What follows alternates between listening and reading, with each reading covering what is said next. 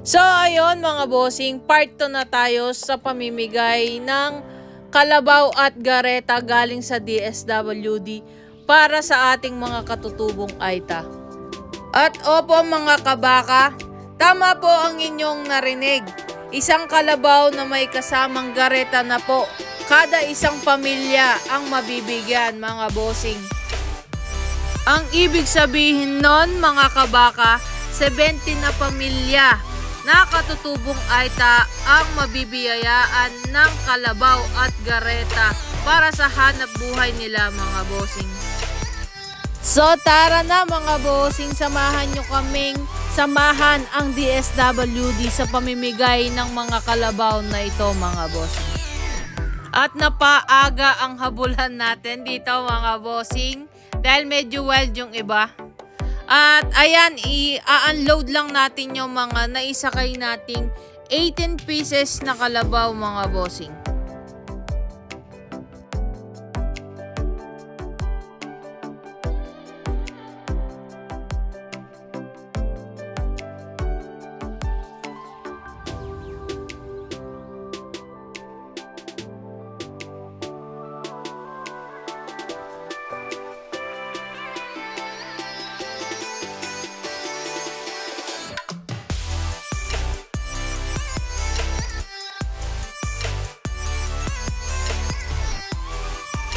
So ganyan po mag-i-start ang pamimigay ng DSWD mga boss. Magbubunutan lang po sila ng number dyan. Kung natatandaan nyo po, meron pong numero tong mga kalabaw. And isa yan si nanay sa napakaswerte pong nakabunot sa ating kalabaw. Ito pong kalabaw na ito is medyo may kalakihan. Kaya yung ngiti po ni nanay dito is napakasaya po talaga niya.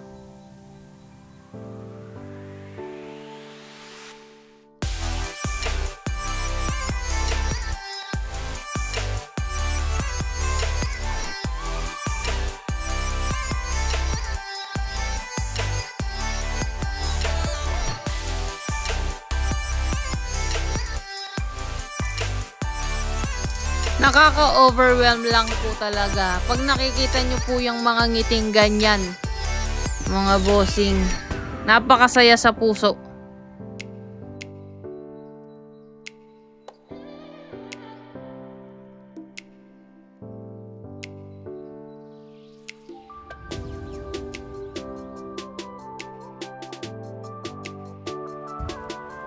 So, ito pa mga bossing. Bumubunot pa lang yan mga boss. Yung ngiti, abot tenga na.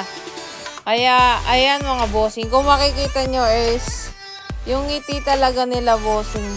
Nakakatuwa lang talaga. Ayan, ngiti-ngiti na siya.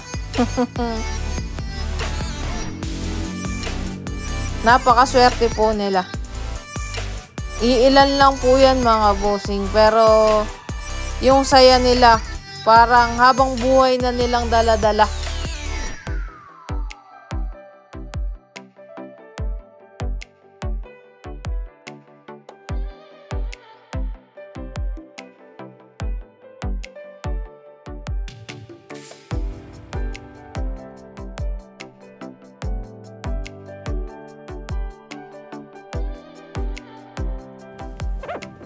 And so, ito pa po yung mga iilan-ilan pa pong nabigyan at nabiyayaan po ng regalo ng DSWD mga bossing.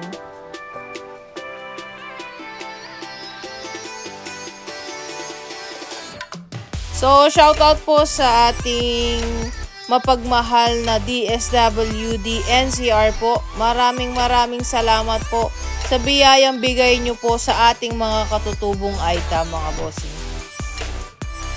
And so, a big shoutout po sa Kapitana ng Santa Juliana, Kapas Tarlac, kila bossing Sir Buboy de Jesus at sa team po niya, at kay Boss Mike Gadi bossing. Salamat po sa tulong at suporta nyo sa ating DSWD mga boss.